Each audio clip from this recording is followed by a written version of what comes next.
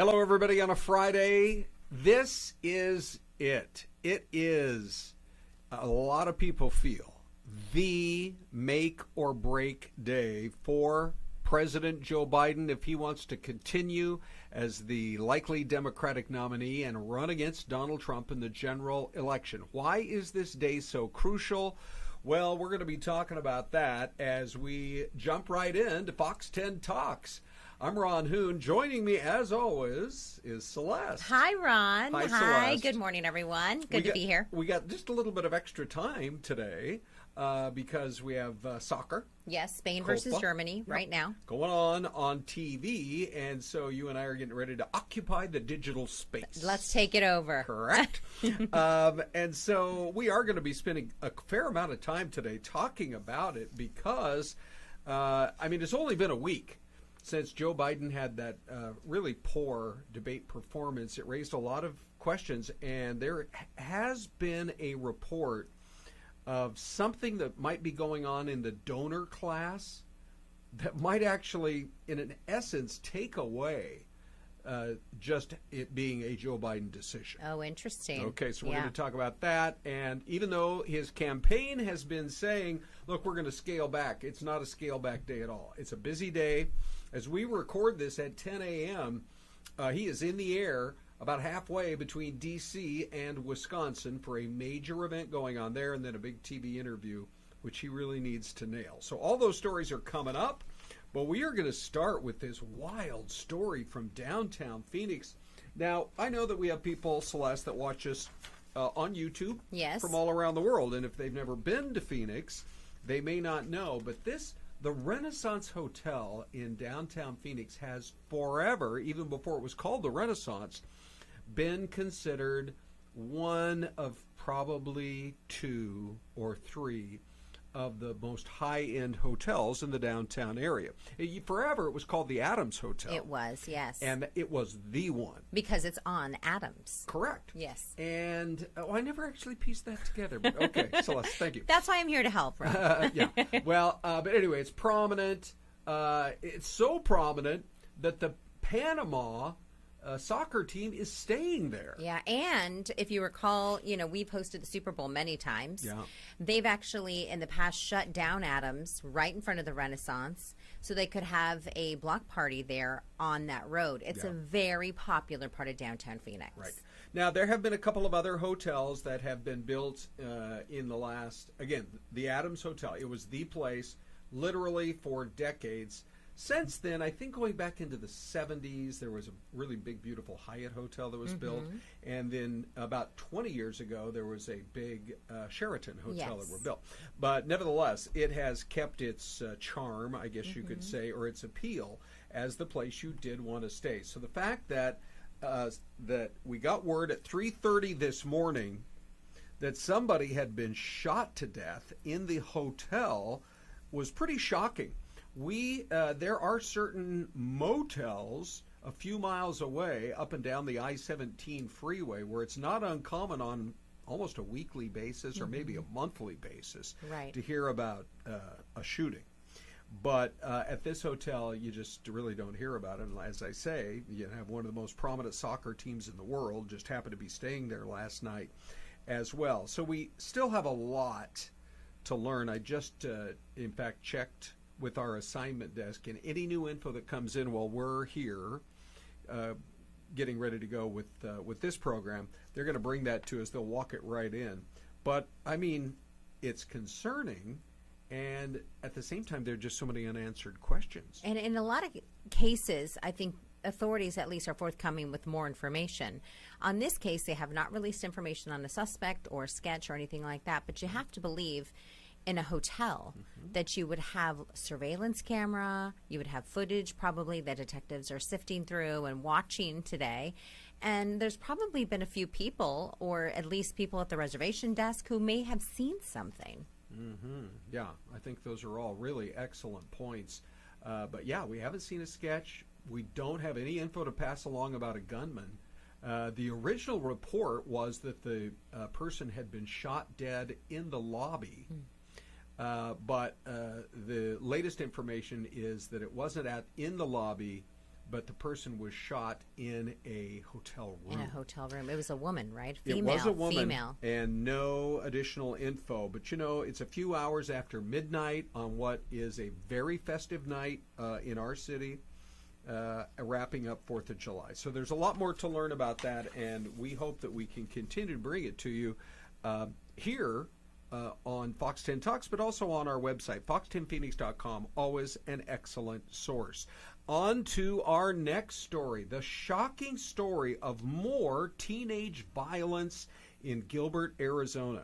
This is a city that has already received such a black eye. Really has. And people are constantly wondering, what is going on? I think it's the most desirable and upscale city in the entire East Valley. Well, and it's always on those lists. Best places to live west of the Mississippi. Good point. Here's top 5 cities. One of them is always Gilbert, Arizona. When you move to the Valley, a lot of times families look at the East Valley. They have great schools. You get great homes for your money and lots of new communities. It's always been very desirable. And yet, look at this. Look at the before and then look at the after. So it was, there have been a couple of teenagers who've already been arrested. The homeowner of the barn, by the way, it's not in some far remote area. This is what's so dangerous about this. When you see it originally burning at night, and you hear about it and you think, oh, a barn, it's got to be way out on the far edge of Santan Valley going out toward Florence. It's at Higley and Guadalupe. Yeah, that's not too far from the US 60, one of the most popular highways in the city. Yeah, and really a popular place for people who want to live. But then this happens, and in a nutshell, here's the story. The homeowner says that her daughter, Lexi Jones, and her friends were inside the barn when ring cam video showed a group of boys throwing fireworks from a nearby access road. And the mom says it's such a traumatic thing when it was happening. I was calling 911 trying to get everybody away from there. 2 of the vehicles that we were able to move right here we saved, but everything else is, and the pictures prove it, a total loss. And you can see there are homes right there in the distance, looks like another one, or some sort of an outbuilding and right there. And a car inside that was destroyed. Yes. See the truck there? And I heard somebody say, well, teenage pranksters, they weren't trying to kill anybody. Probably not. But you know what?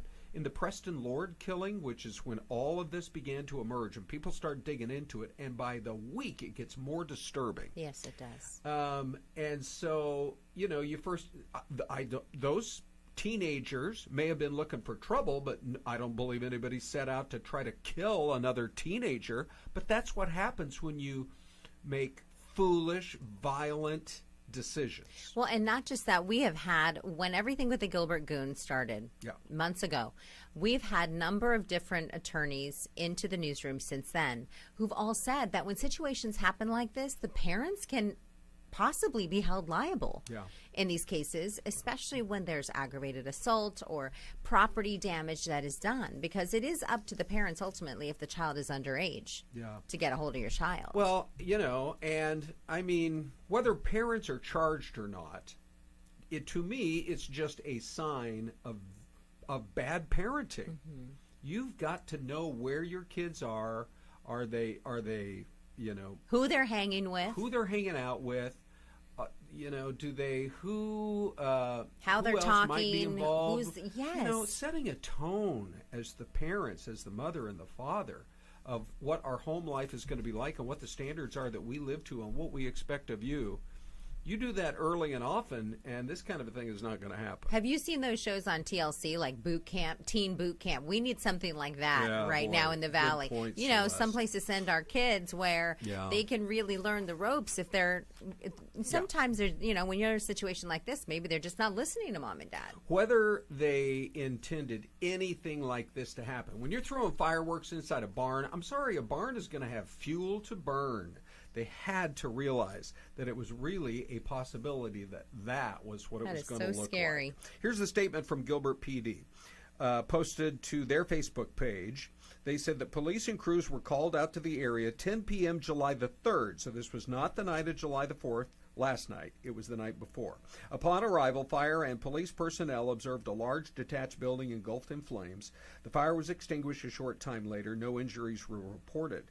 And these teens who are already facing arson charges can just count their lucky stars that no one was hurt or killed, because then you'd be looking at something even more. I mean, arson, if they are charged as an adult, as adults, could still put them behind bars for years. And if you're 17 and almost 18, they likely will charge you as an adult. Yeah, no kidding. The possibility is always there. Correct. So, as the old saying used to go, do the crime, be prepared to do the time.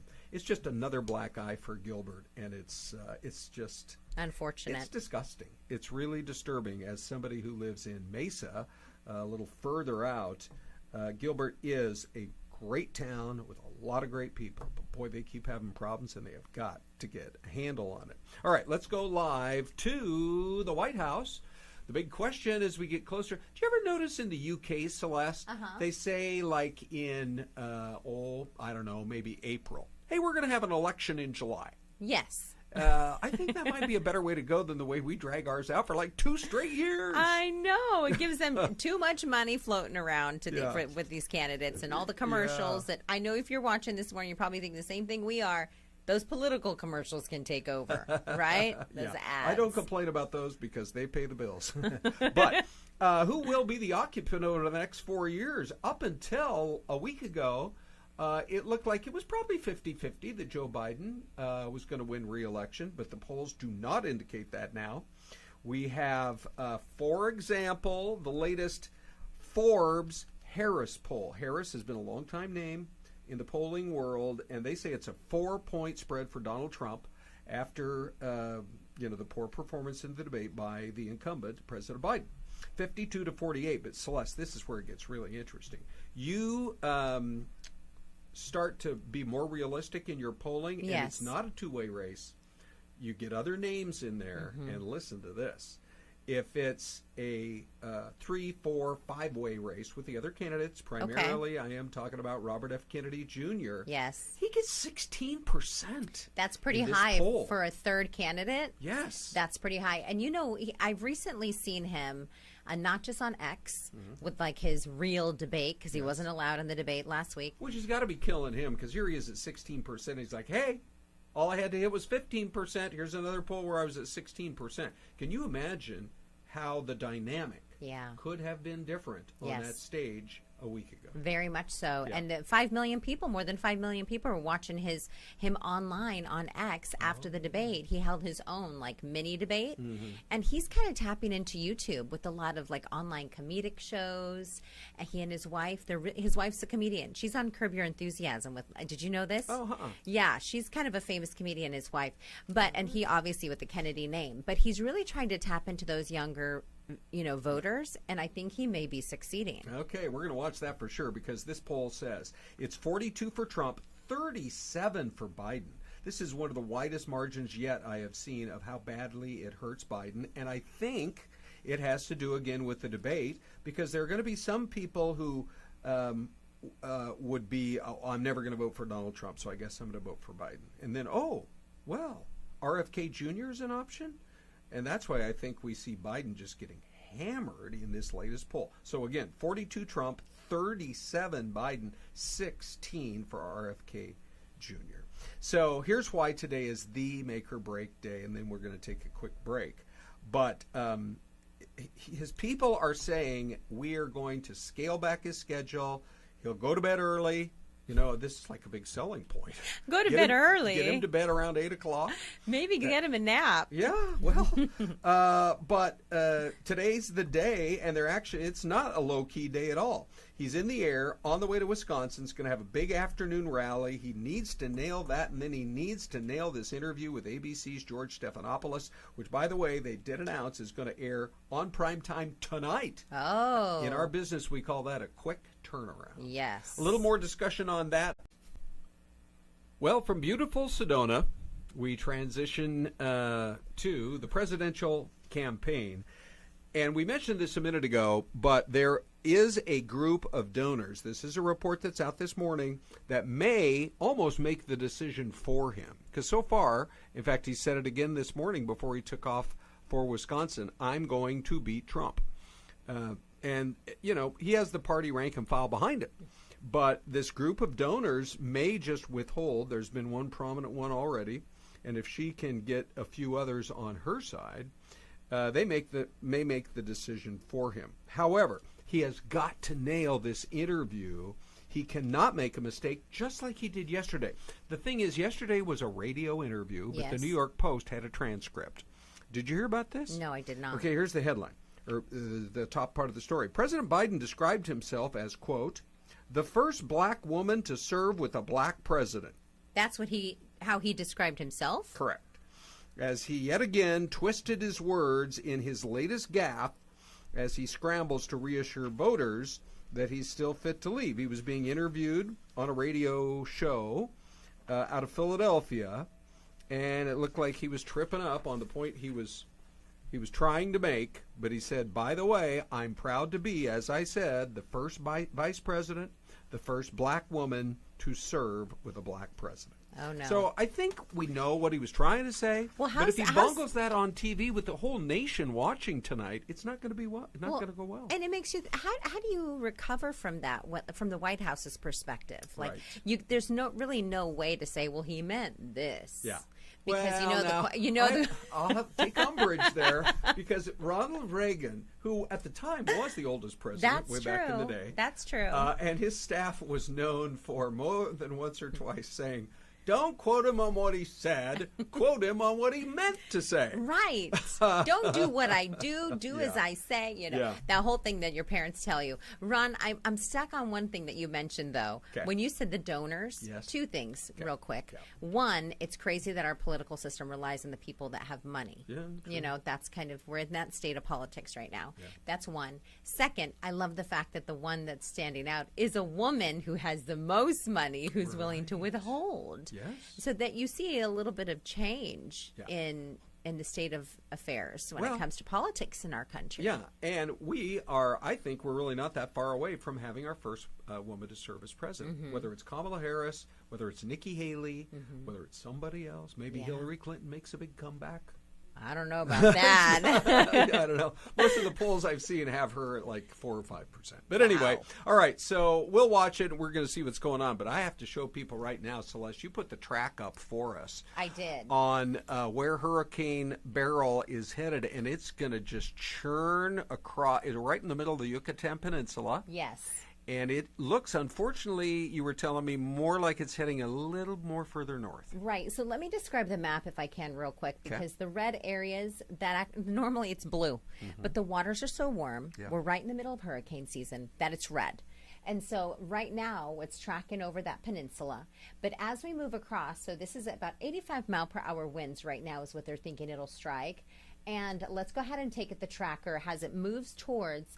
Initially, we thought it was going to break up a little bit more and then hit that eastern coastline of Mexico. But it looks as though that it's going to hit that southern tip of Texas and then kind of curve off to the northeast, if you will, to the north of Houston. So as is with these spaghetti type of formats, the tunnel type of image that you see, it could hit anywhere in that area, really. Yeah. Well, this is really unfortunate because now they're even looking at, a major Texas coastal city as Corpus Christi. Yeah. If it goes even a little further north, it could make a direct hit on Corpus Christi.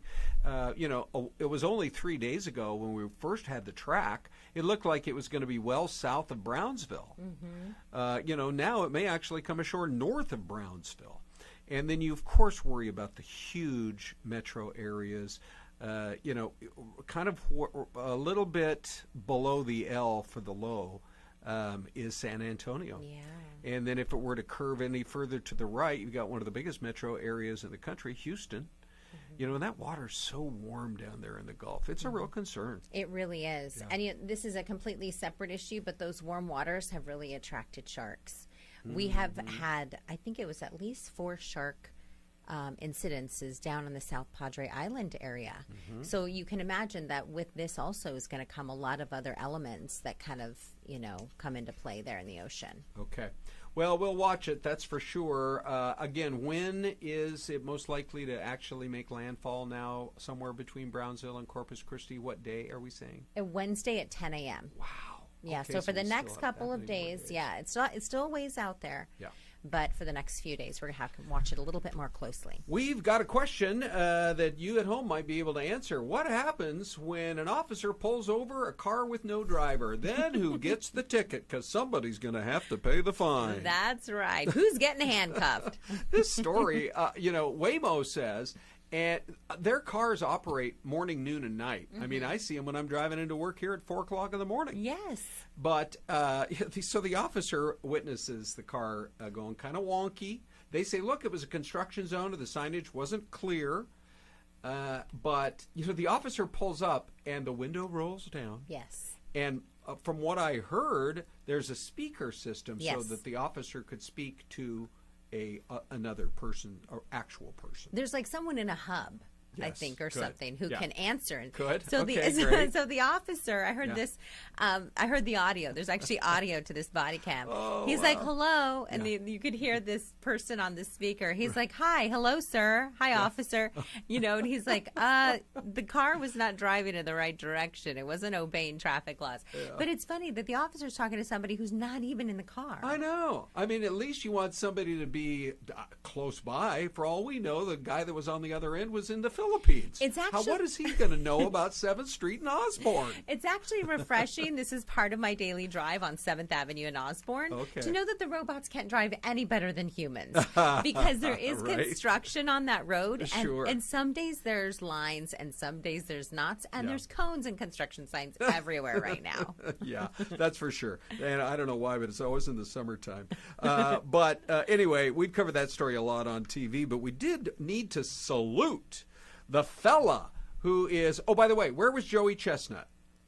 Joey Chestnut, it turns out, was in Texas at a fundraiser where he was still eating hot dogs and apparently broke his own 5-minute record. Wow. But it was a fundraiser for military families, and he raised over $100,000. Wow. So, He didn't win the Good for award, but he him. actually paid it forward. he really did. And so I love the happy ending to this story. Yeah, it's a And great people were like story. all miffed about the fact that he wasn't going to be around. And Joey, you're a cool guy. He was once a guest here in studio for us on the morning show. He really is. Actually You should a cool guy. have competed against him. Yo, Celeste, I can down those dogs, that's for sure. All right, but let's talk about our next story here, which is the guy who is sitting at a D-backs game and says, I'm going to do it.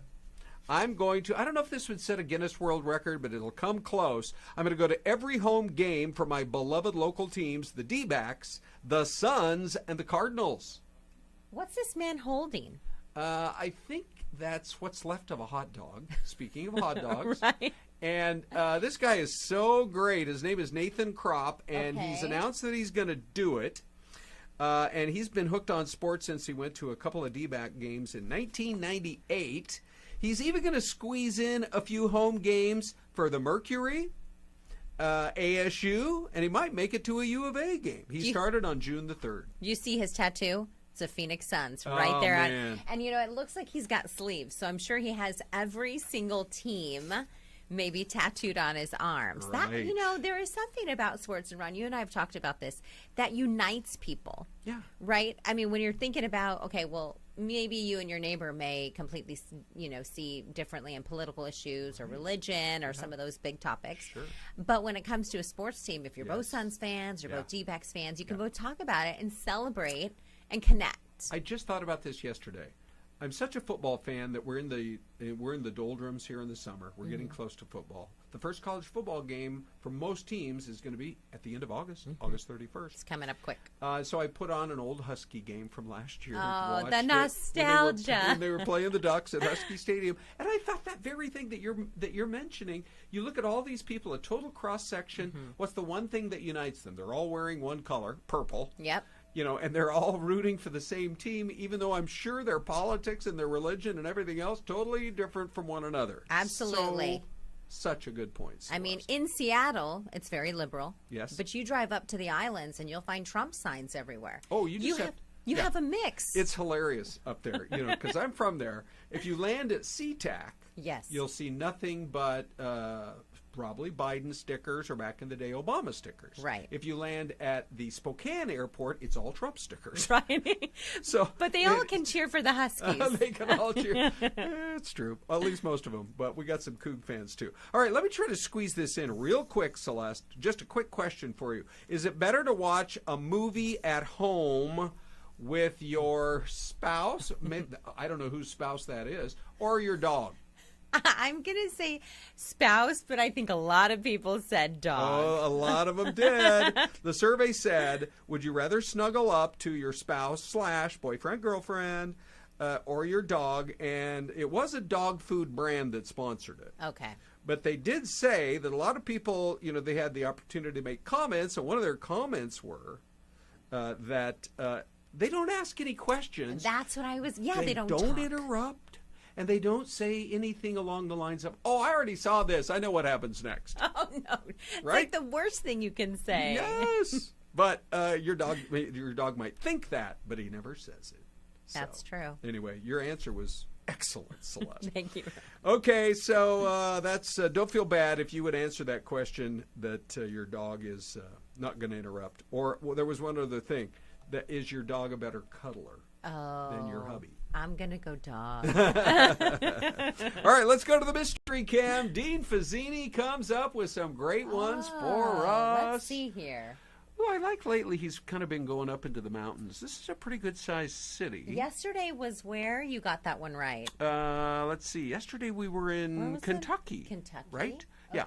Okay, so where are we today? I look at that old-fashioned church steeple there to the right. I like how that main street is kind of sort of a boulevard.